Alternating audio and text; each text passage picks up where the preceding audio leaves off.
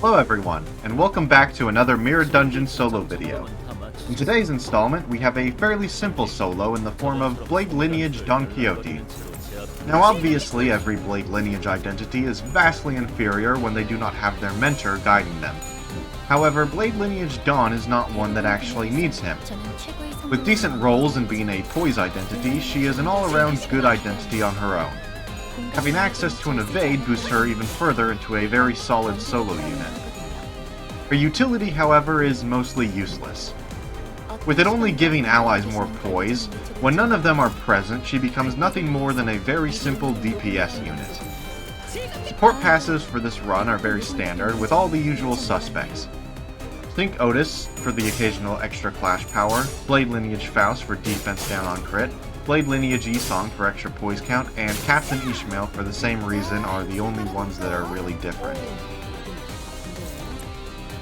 We choose Cigarette Holder and Old Wooden Doll as our starting gifts before heading into the Automated Factory as our first floor, gaining tomorrow's fortune in an event.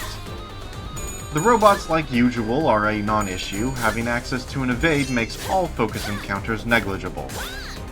And with the power of Poise and 20% bonus damage on every attack, we make swift work of them as we cut through like butter.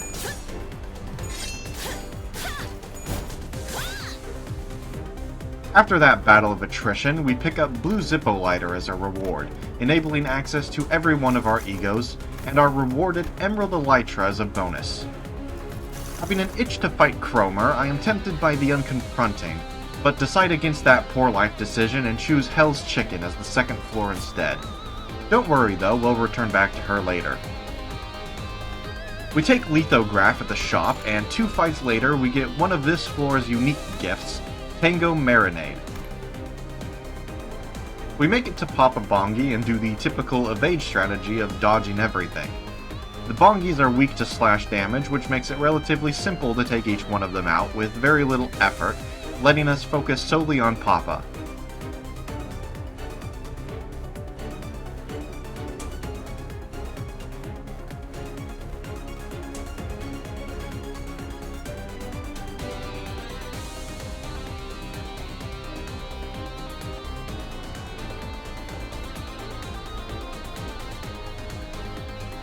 The sheer power of Poise is more than enough for him to fall, giving us access to the second best ego gift in the game, Carmilla. The third floor we choose is Piercers and Penetrators. Nothing really worth talking about on this floor, so let's just skip to the boss, the Alleyway Watchdog. He's not that bad of a fight. With us being resistant to most of his attacks, we can generally ignore them, letting it go unopposed. The biggest difficulty is relying on RNG to evade every attack on the first turn, as some of his skills can roll higher than a 14. Evade plus Poise. Name a better combo. Spoiler alert, there is none. Once we have enough skill slots, all we have to do is clash with all of the attacks, and inevitably he falls. We receive Nebulizer as our reward and Endorphin Kit as a bonus, ensuring we will never run out of Poise. Not that it was an issue to begin with. The fourth floor is one that we cannot refuse. Being a Blade Lineage identity, it is only natural for us to choose Yield My Flesh as the next floor. Taking Finifugality, Devil's Snare, and an extra skill 3 at the shop, we are met with an event immediately after which gives us the Rusted Hilt gift. Unfortunately, the next event we fail the 50-50, resulting in the loss of our super special fused gift. Not that it would have worked anyway, but a man can dream. Almost making a horrible mistake by fusing the Rusted Hilt, I remedy it and am given Clear Mirror Calm Waters. Now more than ready, we enter and prepare for Bamboo-Hatted Kim. He is super scary. Having negative coins means his damage output is absurd. Evading is more than enough to make it through the first few turns while dealing back reasonable damage thanks to our newly fused ego gift.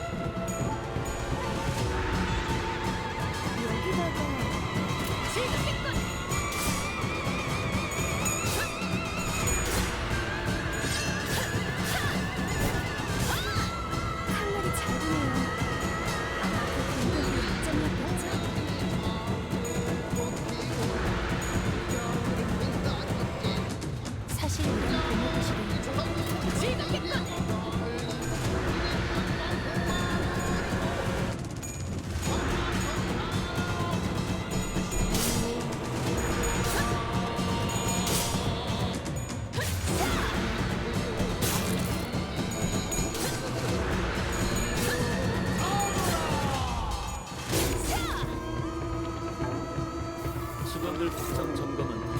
Once he uses to claim their bones, we easily beat it with an ego, staggering him, allowing us to maximize our damage. 효율적인 대처로 대치를 꿰뚫었습니다. 참고로 기계는 리베발이 말따위 쉽게 하지 않아요.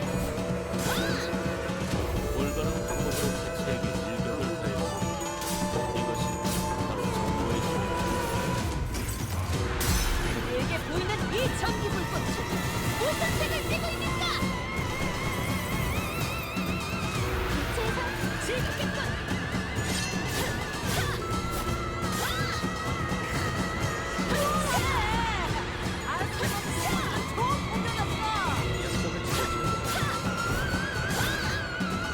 방금 공격은 좋았어.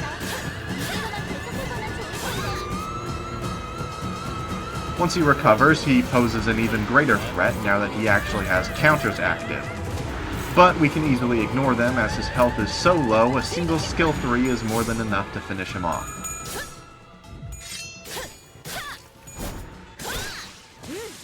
확실하게 갈라지는 감각이었네. Our reward is none other than the great painkillers, and still possessing a desire to fight Cromer, I select Mountain of Corpses as our final floor. At the shop I pick up Rusty Commemorative Coin in anticipation for the Cromer fight, and with bated breath I head in. Manifesting Cromer into existence, she is in fact our final boss, and one that ended up being a lot more difficult than I initially anticipated, all because of one seemingly innocent decision that I had made at the very beginning of the run. Now, as many of you are probably well aware, the only way to solo Cromer is by forcing Corrosion on turn 3 to avoid the stagger from the gripping. Normally, the only way to do this is by using an Ego turn 1, and then 2 more on the second turn. With Rusty Commemorative Coin, we can avoid using 1 on the first turn, allowing us to use an Evade instead. The problem arrives when we look at the Ego I have actually decided to use. Fluid Sac and Electric Screaming. Fluid Sac is Dawn's best ego, and Electric Screaming I chose because Blade Lineage Dawn fuels it perfectly. However, what I failed to realize is that the corrosion of Electric Screaming absolutely obliterates your health when you use it without charge. On top of this, both of the egos possess a Pride Fatality, meaning I could not use either of them turn 1 without instantly being staggered. Thank God I picked up Rusty Commemorative Coin earlier, because without it this fight would have been a run-ender. Luck is a skill and I am a master.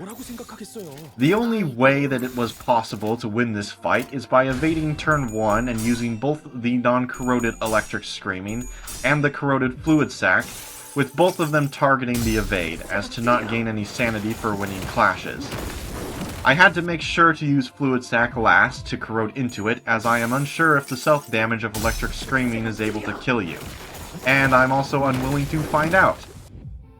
As soon as the perfect RNG lined up, the rest was no issue. The Force Corrosion had enough damage to put Cromer into Phase 2, and all of our Poise buffs are more than enough to finish the job now that Cromer's stagger gimmick was off the table.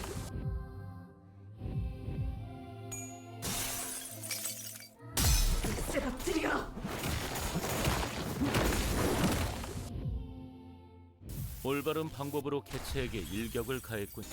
즐겁겠군.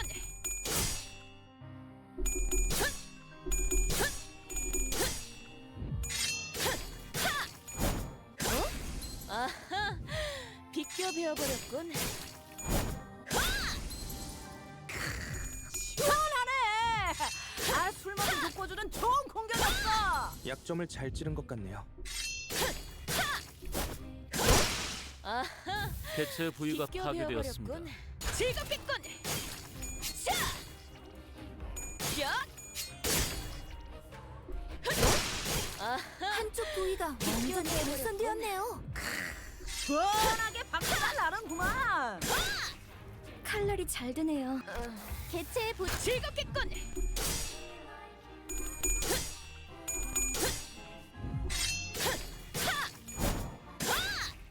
효율적인 대처로 개체를 꿰뚫었습니다. 참고로 기계는 입에 달린 말 따위 쉽게 하지 않아요. 방금 공격은 좋았어. 감각이었네. 이대로만 계속해보면 좋을 텐데. 검을 잔뜩 휘둘러 버렸네.